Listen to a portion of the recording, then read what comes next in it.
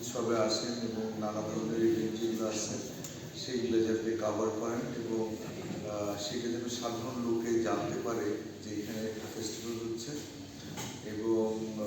যেন অংশগ্রহণ করতে পারে। এই প্রায় 3 বছর মতো আমরা মহামারীর কারণে বিভিন্ন ধরনের ফিজিক্যাল অনুষ্ঠান করতে পারিনি,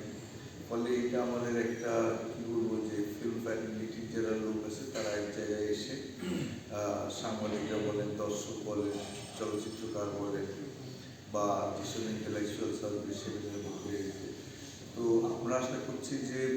আমাদের স্বল্প সাধ্যের ভিতরে আমরা চেষ্টা করছি যতটুকু সম্ভব এই অনুষ্ঠানটাকে ঠিক মতো করতে এবং